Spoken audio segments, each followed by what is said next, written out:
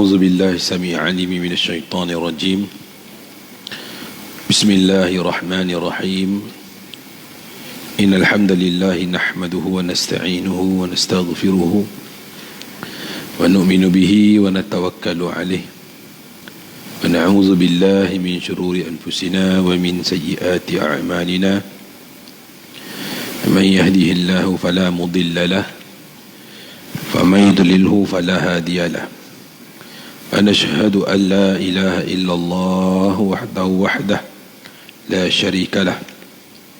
ونشهد أن سيدنا محمدا عبده ورسوله صلى الله عليه وعلى آله وصحبه وبارك وسلم تسليما كثيرا برحمتك يا أرحم الراحمين.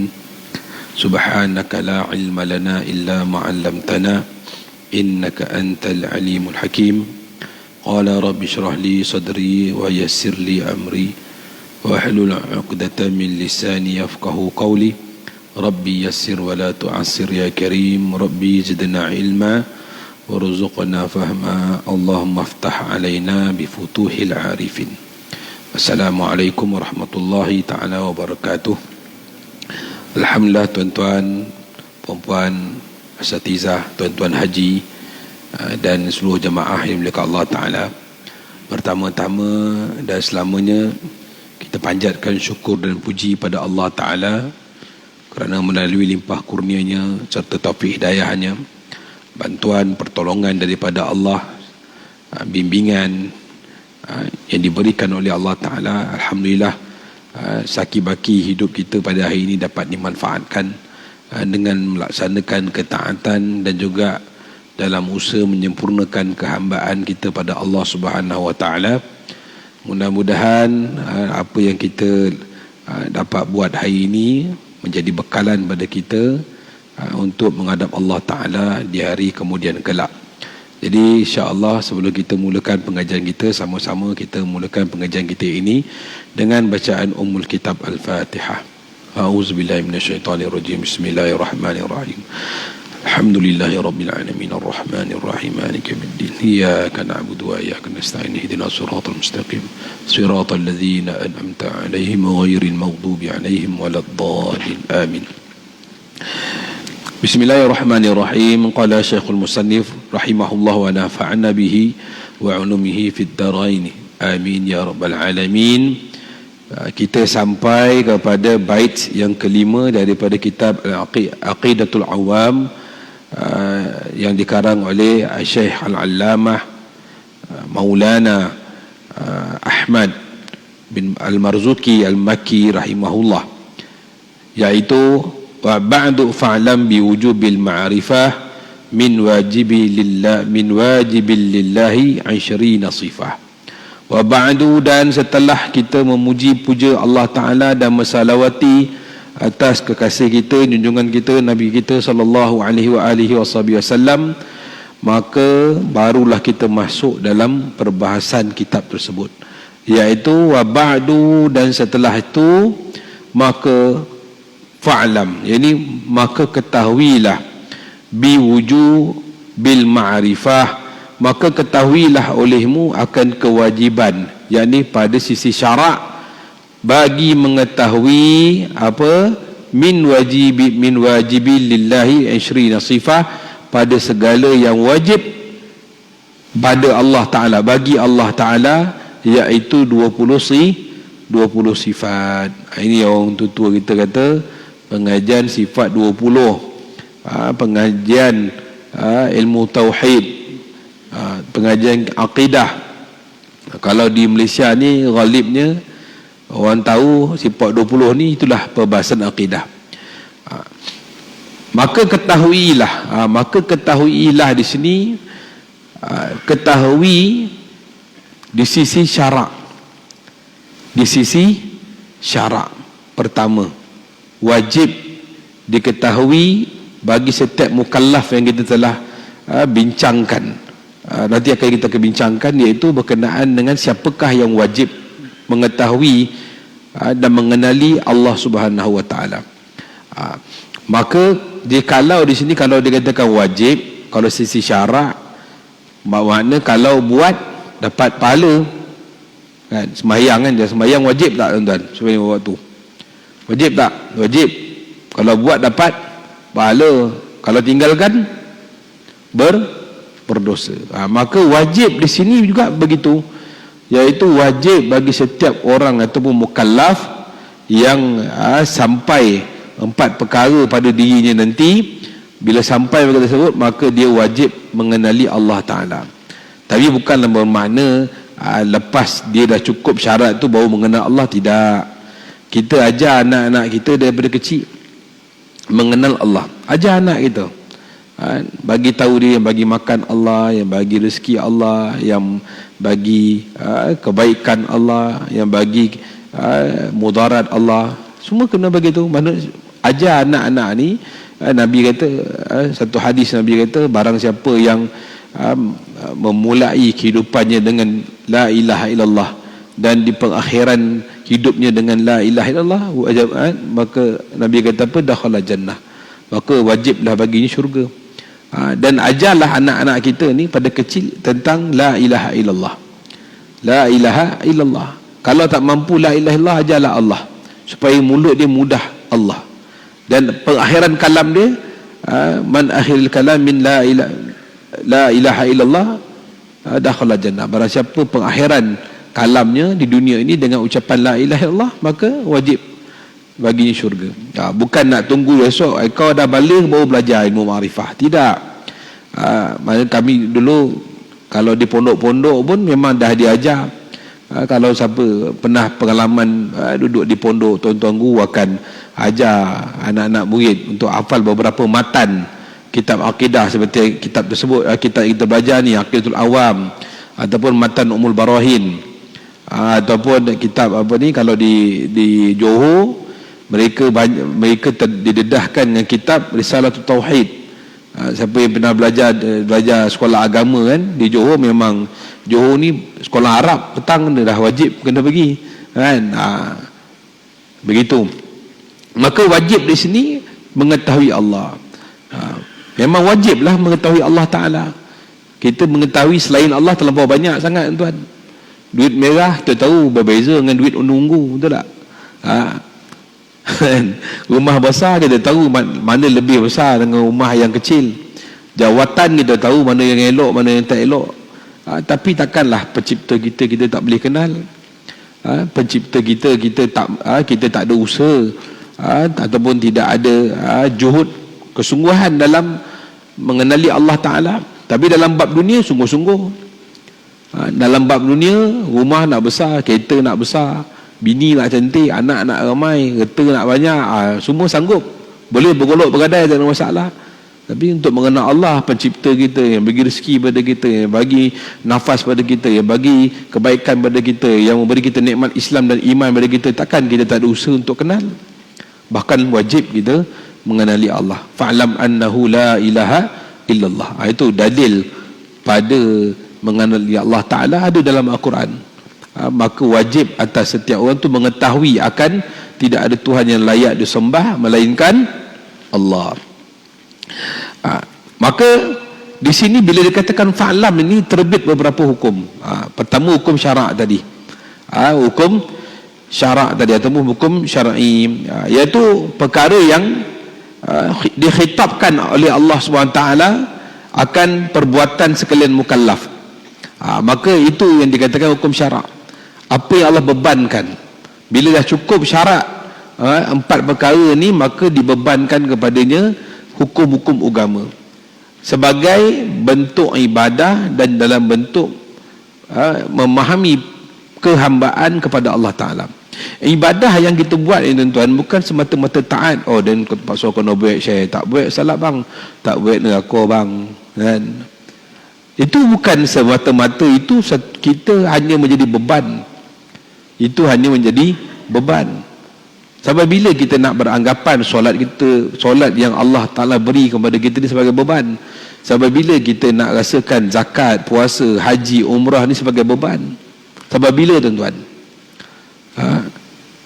Ada orang kerana jadi beban tu so penat.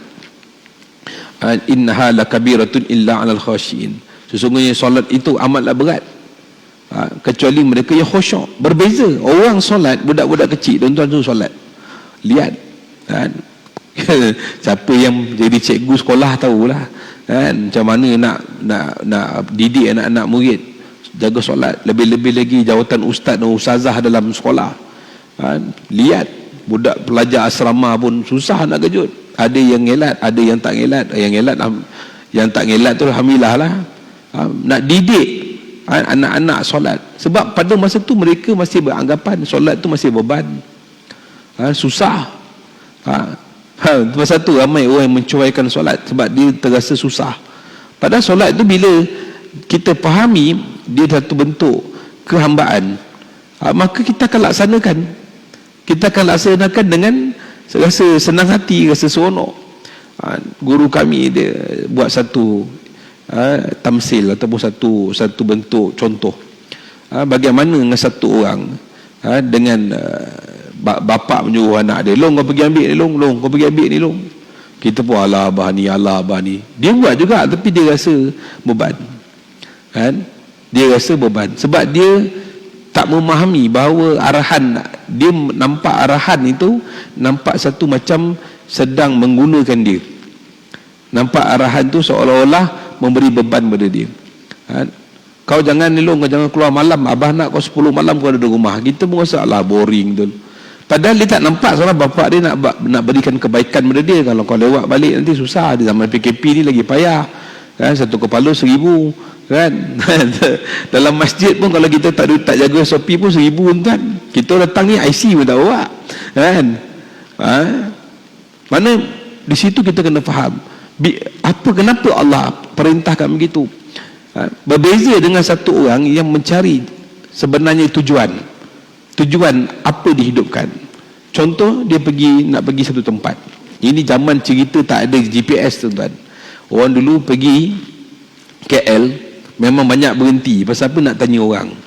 Betul tak? Bang, saya nak pergi Keramat ni, macam mana bang? Oh, ni abang ikut jalan ni, keluar MRR, ambil jalan lagi, depan sikit tu masuk jatuh Tok Keramat. Sampai sana tu abang ambil simpang ada simpang 3, ambil kanan. Setiap arahan yang diberikan oleh orang tadi tu sebenarnya menunjukkan apa?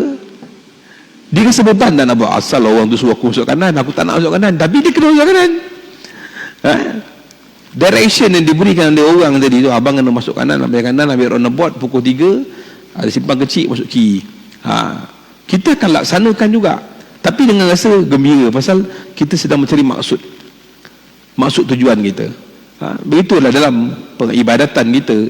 Ibadah yang Allah beri kepada kita ni bukan satu bentuk penganiayaan, bukan satu bentuk kalau diikutkan tak jadi beban kalau kita memahami tujuan kita diciptakan. Boleh faham tuan? Jadi itu yang Allah bebankan pada kita supaya dengan jalan itu kita faham apakah tujuan kita diciptakan, apakah maksud, apakah point ataupun goal kita sebagai hamba Allah di muka bumi ini. Dan juga apa bentuk tersebut, maksudnya apakah bentuk hitap tersebut ataupun bebanan oleh Allah Ta'ala itu ada 3 perkara.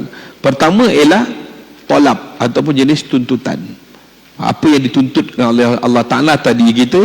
Kemudian atas ibahah ataupun mubah, perkara yang diharuskan, dan perkara-perkara yang wada'i, iaitu meletakkan sesuatu dalam menentukan hukum tersebut. Maka hukum syarak atau mewajibkan setiap mukallaf mengetahui dengan jalan yakin akan setiap perkara yang dirukunkan dan difardukan. Jadi perkara-perkara dalam ibadah, dalam kerja-kerja ibadah kita kena buat dengan yakin, supaya bila kita memahami hubungan kita dengan Allah ni perlu dibaiki, maka kita kena satu jalan supaya jalan tadi itu kita buat dengan terang dan yakin. Abang semayang 5 waktu berapa rukun entahlah 5 kot. Agama ni bukan main kod-kod, tuan-tuan. Dia tak ada kod berapa ni, entahlah, saya agak tak ada. Agama ni dia tak main agak-agak, dia main qat'i, putus. Betul. Sembahyang berapa rakaat, berapa rukun, 3 boleh rukun. Ada berapa rukun dalam 13 rukun dibahagikan tu? Ada 3 jenis rukun. Rukun qauli, rukun fi'li, rukun qalbi. Bagaimana rukuk, sujud dan sebagainya dibuat dengan yakin. Dia bukan buat, saya tak tahu bahas Fatihah ni wajib ke tak wajib? Tak, saya rasa tak wajib kot. Dia tak ada macam tu. Untuk perjalanan kehambaan dia kena memahami jalan tadi tu dengan betul, supaya amal ibadah dia tu buat dengan sempurna. Dia buat dengan sempurna. Bukan dalam keadaan keraguan. Aku ni tadi semayang tadi berapa rakaat? Lantak lah. Tu tak jadi tuan. Dia tak main lantak, tak boleh. Kalau nak buat, kita buat betul-betul. Itulah ikhlas. Ikhlas ni memang perkara, kalau ikut kan, ikhlas ni kita pun tak tahu kan keikhlasan kita dengan Allah bagaimana. Tapi nak tahu orang tu ikhlas atau tidak, lihatlah pekerjaan tu. Dia buat yang terbaik dan paling betul dia buat. Itulah ikhlas. Kalau dia buat main-main dia, belum nampak keikhlasan dia. Kalau betul-betul jaga solatnya, istinjanya, dengan wuduknya, dengan takbiratul ihramnya, dengan rukun yang betul, tidak degaru sini, dengan tertib dan sebagainya, insya-Allah solat tu ikhlas. Itu yang terbaik. Ahsanu amala, itu amalan yang terbaik, itu menunjukkan keikhlasan. Kalau dia main-main tak menggambarkanlah kriteria keikhlasan tu. Kalau nak buat ikhlas, kalau nak buat tu amalan tu ada 10 dia punya kriteria, sempurnakan 10 kriteria tersebut, barulah ikhlas. Ini buat 10 janji dan buat, tu jadi yang tak ikhlas, sebab dia rasa dia masih ada sisi dia yang buat. Jadi kalau kita serah pada Allah, ya Allah, kalau kita buat kerana Allah, buatlah dengan betul. Maka mukallaf di sisi syarak punya 4 kriteria yang mewajibkan ia melaksanakan kefarduan. Jadi dalam mukallaf, dalam perkenalan mukallaf ni ada 4 perkara yang kita kena tahu yang dikatakan mukallaf. Pertama ialah berakal. Cukup akal.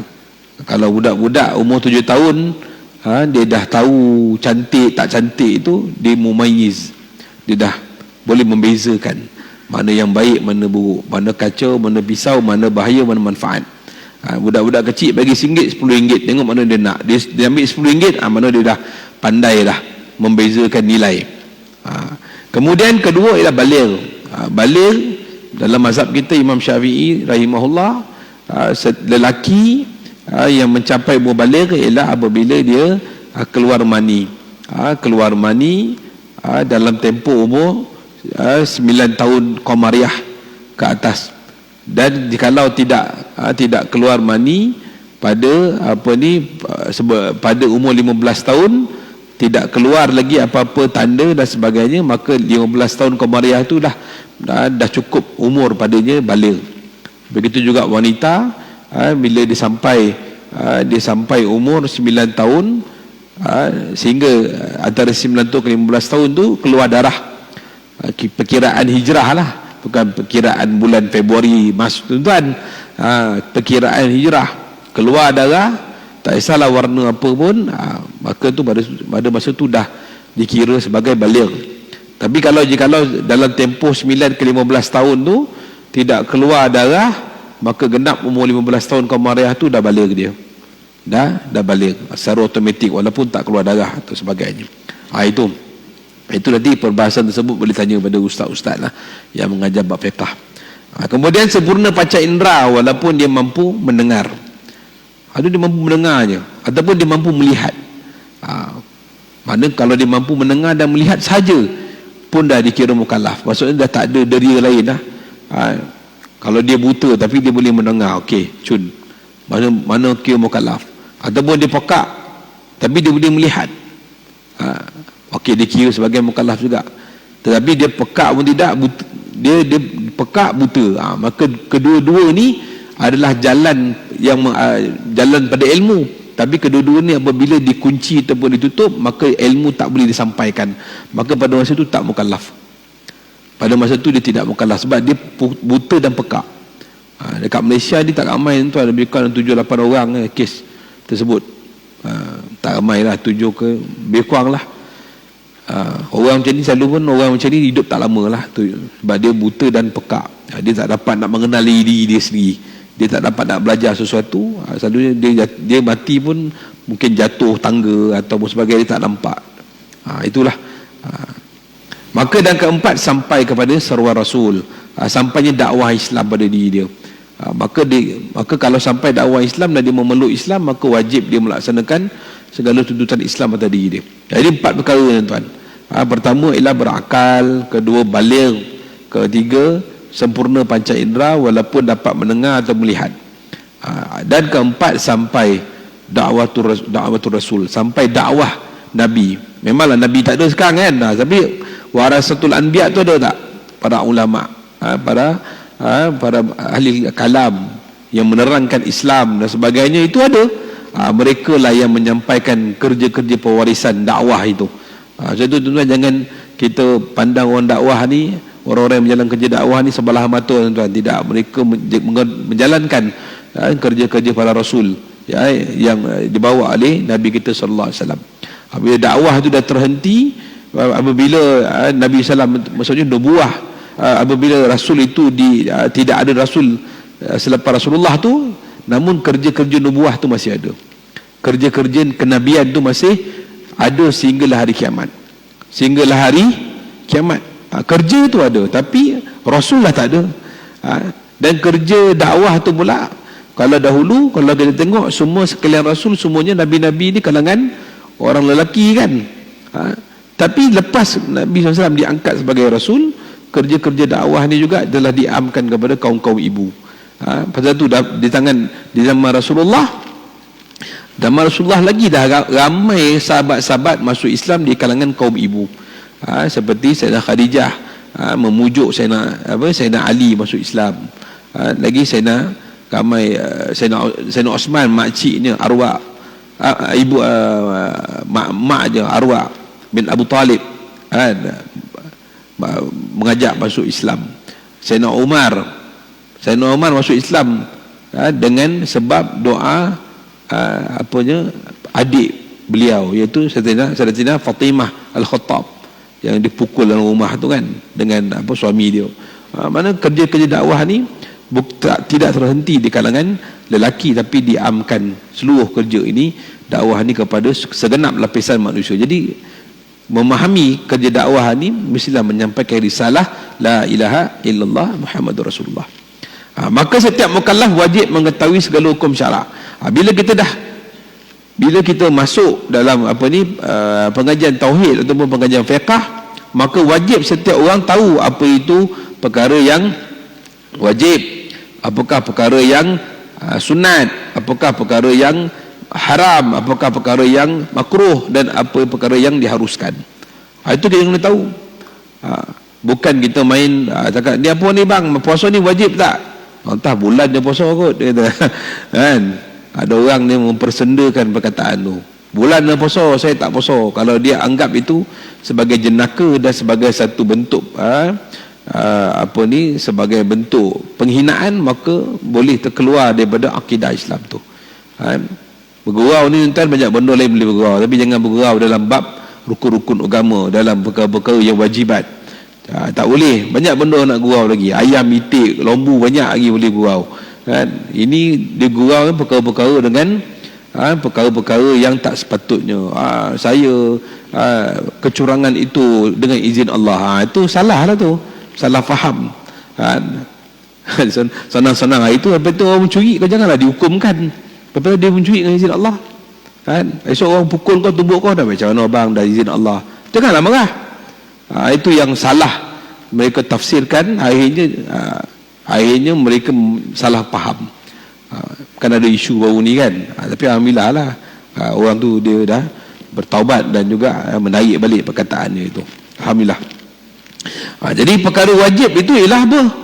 Perkara wajib dalam fa'lam tu tuan-tuan, ni dalam kena faham, dalam fa'lam saja kita cerita ni, belum lagi biwujubil ma'rifah kan. Fa'lam, mengetahuinya. Maka mengetahui di sini ialah perkara yang wajib mengenali Allah Subhanahu wa Ta'ala, iaitu wajib itu diberi pahala pada melaksanakannya dan diberi dosa pada meninggalkannya. Itu dipanggil dalam talabul amr. Dalam talabul amr ini terbahagi dua. Satu, perkara yang wajib, perkara sunat. Iaitu perkara wajib kalau buat dapat pahala, tinggal berdosa. Kalau Kalau sunat apa tuan? Sunat kalau buat dapat pahala, tak buat tak dapat apa-apa. Nah, dia kalau ikut guru kami lah dulu, almarhum Syekh kami, Syekh Datuk Haji Abdullah Sijang rahimahullah. Masa tu kami sempat juga tadah beberapa kitab. Masa tu umur saya baru 19 tahun duduk dengan dia di Port Dickson. Dia kata apa, orang yang meninggalkan sunat ni dia bukan tak dapat apa-apa, sebenarnya dia rugi. Dia rugi. Kalau buat dapat pahala, tinggal rugilah. Pasal masa tu berlalu begitu saja. Patut masa tu tadi dapat dimanfaatkan dengan ibadah, dengan zikir, dengan melakukan muamalah. Tapi dia entahlah tu yang melepak dan sebagainya. Orang semai sunat, kata nak semai sunat, memanglah saya sunat je, tak ada masalah kan? Tapi dia rugilah. Masa tu berlalu tanpa ada apa-apa ibadah yang dibuat. Itu kalau kita faham tuan, rugi, baik kita buat. Sebab tak ada orang nak rugi tuan. Betul tak? Orang yang dapat syurga pun rugi. Bayang. Orang yang dapat syurga tu, ada satu riwayat sekisah. Ada satu orang ahli syurga masuk, dia terbau satu wangian. Dia kata, malaikat, ni wangian mana ni, tak ada kat syurga aku. Maka malaikat kata, ini wangian syurga di atas engkau ni. Azan dah. Okey, boleh sambung balik apa yang tuan.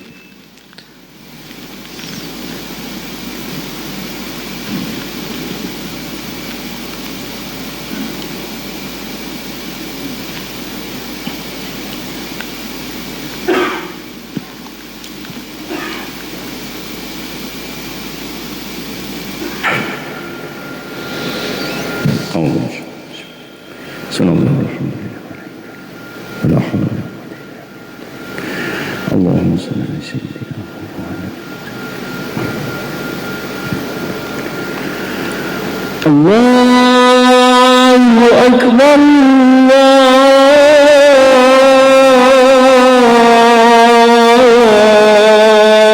Allahu Akbar, Allahu Akbar,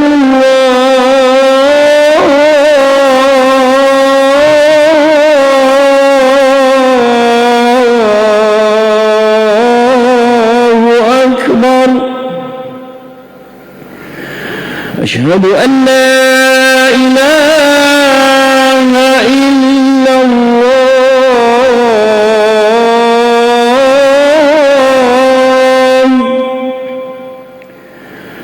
أشهد أن لا إله إلا الله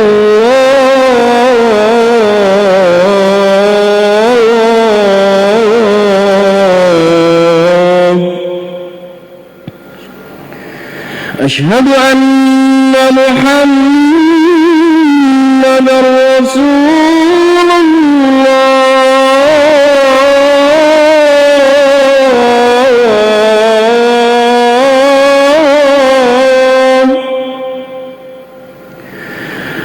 أشهد أن محمدًا رسول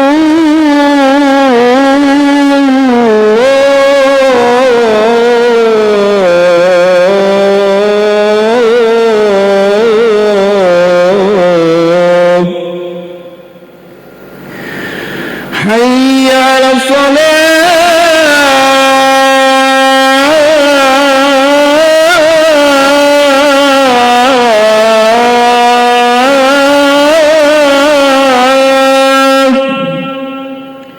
حي على الصلاة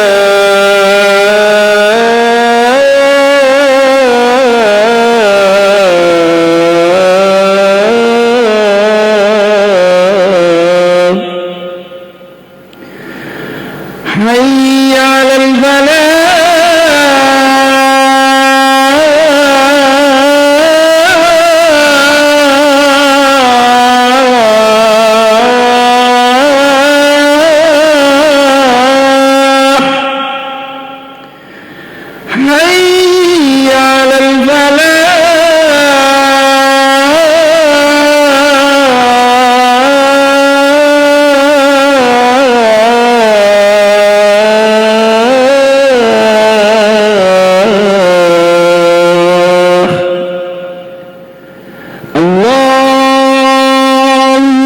أكبر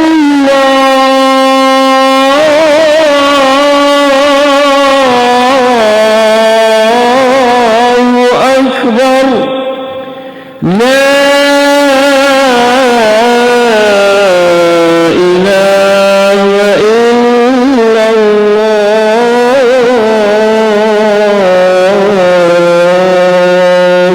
لا إله إلا الله. اللهم صل على سيدنا محمد النبي الأمي وعلى آله وصحبه وسلم.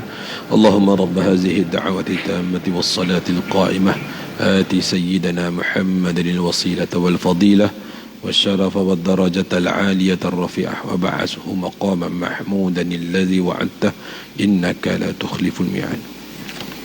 Sikit tuan insya-Allah. Jadi lepas tu malaikat tu kata dengan orang, dia kata bang, dia kata wangian ni bukan daripada syurga abang, ni syurga kat atas, kata. Kan? Lepas tu penghuni syurga ni kata, apa beza aku dengan amalan aku dengan amalan dia yang menyebabkan syurga dia boleh berada di atas aku? Malaikat dia kata dia tak ada apa amalan, lebih kurang sama je dengan abang, cuma dia terlebih subhanallah je, kata. Terlebih satu subhanallah je, kata. Terlebih satu subhanallah, syurga dia jarak 500 tahun. Jadi kalau dia kata kalau tahu macam tu dunia ni aku dah lebihkan dua lah. Lebihkan dua. Maksud, di situ ada sikit penyesalan lah, tapi alhamdulillah dapatlah syurga. Kan? Makna kalaulah rugi di akhirat itu rugi yang segi tidak mendapat keredaan Allah, itu satu rugi yang besar. Itu tuan-tuan, golongan yang begini dia katakan Rabbana absarna wa sami'na farji'na na'mal salihan inna muqinun. Ini tak ada apa tuan-tuan. Menyesal keluar air mata darah ke, keluar air mata nanah ke, terkeluar 2 biji mata sekalipun dah tak boleh balik kat dunia dah. Jadi kalau tuan-tuan rasa sayang masa itu, baik kita manfaatkan masa itu dengan perkara-perkara ketaatan. Itu maksud sunat. Kalau tengok sunat ni, kalau dalam tarekah dia ada satu kaedah dia panggil muraqabah.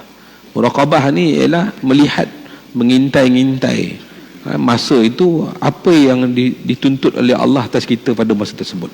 Itu perlukan ilmu. Perlukan ilmu. Ilmu itu ialah mengetahui apa-apa yang diinginkan oleh Allah Ta'ala pada sesuatu masa mengikut kepentingan. Itu kena tahu. Tidak, akhirnya kalau kita tak ada belajar ilmu, masa itu berlalu saja. Masa itu berlalu saja tanpa ketaatan. Baik.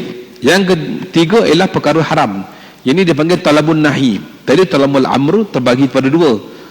Talabul amru tu dibahagikan kepada dua. Yang pertama wajib dan juga sunat.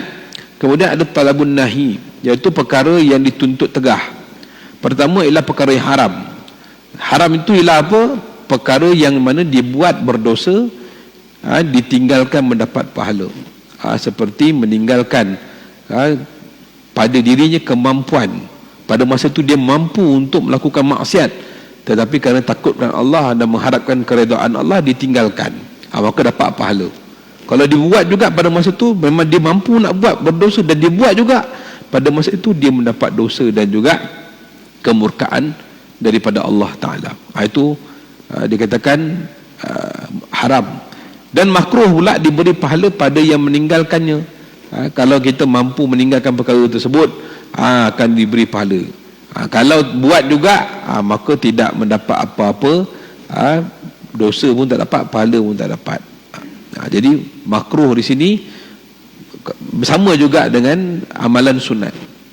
Kalau rasa perkara itu makruh, seperti nak pergi masjid, tentulah rumah lah bawa balik musangking kan. Wah, ni nak bagi tahu sebelah ni kan, dia pun baik yang musangking. Maksud dia Allah tu sekali hongap keluar kan, berderet satu saf tuan, pengsan kan. Berapa sekilo? 65 je kan. Dapat tak ada perbuatan tu, walaupun memanglah merugikan, sebab dia boleh mencacatkan amal kita. Perkara-perkara makruh dalam amal ibadah itu sebenarnya sikit sebanyak memberi kesan dan kekurangan mutu amal ibadah. Macam kita dalam solat dalam solat kita pun selalu sembahyang subuh lah. Dia lepas sembahyang subuh tu baca, kalau lah pagi tadi pula imam baca alif lam sejadah, dia nguap-nguap wah kan. Memanglah perbuatan tu tak membatalkan solat, tapi makruh kan, makruh, maka dia mencederakan sedikit kualiti solat tadi. Jadi perkara-perkara yang makruh ni boleh menjejaskan hubungan kita dengan Allah Ta'ala dan juga keakraban kita dengan sesama manusia. Dan juga perkara yang kelima ialah harus, iaitu perkara yang dibenarkan ataupun perkara yang dibolehkan, seperti makan, minum, baring dan sebagainya. Namun jikalau perbuatan tersebut dinisbahkan kepada agama, maka dia mendapat pahala. Tapi kalau dan juga dia disebahkan kepada maksiat, mendapat dosa. Seperti berjalan itu harus, tapi berjalan ke masjid, saya tengok tadi naik kereta tadi, ramai abang-abang itu tadi, ada yang rumah-rumah daripada rumah jalan kaki, berjalan, tapi berjalan menuju ke masjid mendapat pahala. Tapi kalau berjalan yang sama juga menuju kepada tempat yang tidak baik, maksiat, perjalanan tadi itu perjalanan maksiat. Bahkan kalau dalam perkara, kalau tuan-tuan biasa belajar dalam perkara jamak dan kasar, kalau perjalanan tadi perjalanan maksiat, dia tak boleh buat jamak dan kasar. Kami kalau perjalanan tadi itu perkara-perkara yang wajib, seperti melaksanakan haji di Baitullah, umrah, perkara-perkara yang fisabilillah, dan juga perkara-perkara sunat yang lain ataupun perkara harus, bawa family jalan-jalan, mengembirakan hati isteri, mengembirakan hati anak-anak, perkara yang harus itu masih boleh di solat jamak dan kasar. Tapi perjalanan tadi itu jikalau menuju pada maksiat, tidak boleh jamak dan kasar. Itu ada perbahasan. Dan setiap daripada hukum tersebut ada wada'inya, wallah ta'ala alam. Nanti kita masuk hukum wada'i yang 5, iaitu perkara sebab, syarat, mani', sah dan batal. Ada soalan tuan?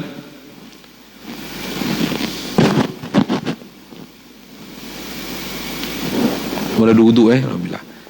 Saya ada cadangan baru ni dekat kawan saya kerja dekat RTM radio Negeri Sembilan kan. Alhamdulillah, sebelum ni biasa dengar di kadang-kadang bawa kereta waktu maghrib, lepas azan maghrib di radio. Saya ni dengar radio Negeri Sembilan tuan-tuan. Kalau maghrib suka dengar, pasal lepas maghrib tu kadang-kadang radio ada siarkan bacaan Hizbun Nasr. Lepas tu dia berubah kan, baca lain lah. Tapi alhamdulillah, baru ni saya tanya kawan saya itu, minta bagi tahu pada pengarah RTM untuk siarkan Hizbun Nasr lil Imam Abu Hasan Al-Syadzili rahimahullah, dipasang ataupun disiarkan selepas azan maghrib. Lepas azan maghrib dia ada doa PM lah sebagainya, lepas tu baca Hizbun Nasr. Tuan-tuan, kelebihannya ialah dengan doa dan pujian tersebut, insya-Allah Allah akan angkat wabak. Allah akan jauhkan bala dan perkara-perkara yang tidak diingini. Dulu Hizbun Nasr ni dikarang oleh Imam Abu Hasan Al-Syadzili semasa peperangan antara pihak Perancis dengan orang-orang Islam di Aljazair, di Algeria lah. Alhamdulillah, dengan berkat mereka membaca hizib tersebut, maka Allah Ta'ala memberikan kemenangan kepada orang Islam. Dan kita sekarang tuan berhadapan dengan penyakit, bala, ujian daripada Allah, iaitu satu ujian yang mana kita ini menghadapi norma-norma kehidupan yang baru. Alhamdulillah, kita pun nak dapat vaksin hujung bulan 2 ni, insya-Allah. Kita tengok apa Jabatan Mufti Negeri Sembilan kata, jikalau dibenarkan, ambillah, maka itu lebih baik. Pasal agama kepada orang awam ni ialah mufti. Mufti kata on lah, senang kan tuan. Kita tak payah nak dengar ni teori konspirasi, nama pun teori tuan. Hari ni ramai terjebak salah faham, kita ni kalau tipu ustaz, kita ni ialah kan, itu berita-berita yang kita dapat tu pun tak sahih kan. Yang sahihnya ramai dah meninggal, ramai yang dah sakit. Kita jumpa penawar, besok dapat dapat kita punya vaksin, dah boleh semayang 4 balik lah kan. Boleh datang majlis ilmu, tak payah nak pakai mask, tak payah nak pakai apa dah. Alhamdulillah, itu saranan saya lah. Kalau boleh masjid ni tu buatlah satu hari, pengurusi ke bincang dengan anak-anak karya, buat satu hari, seminggu sekali ke bacaan Hizbul Nasr. Dan juga kalau boleh mintalah asatizah ataupun tuan-tuan guru kita yang ada sanad bacaan tersebut boleh ijazahkan kepada kita untuk kita beramal Mungkin selepas Covid ni ada lagi ujian-ujian yang lain, mungkin kita boleh amalkan Hizbun Nasr. Mudah-mudahan dengan bacaan-bacaan yang mengandungi ayat-ayat Al-Quran, selawat-selawat dan pujian dan permohonan daripada Allah Ta'ala itu menjauhkan kita daripada segala balak bencana, dan kita kembali kepada Allah Ta'ala dalam keadaan yang diredai oleh Allah Ta'ala. Wallahu Ta'ala alam. Jadi apa yang baik semua datang daripada Allah, yang terbaik atas kelemahan diri saya sendiri. Kita baca kita dengan tasbih kifarah dan suratul Asr.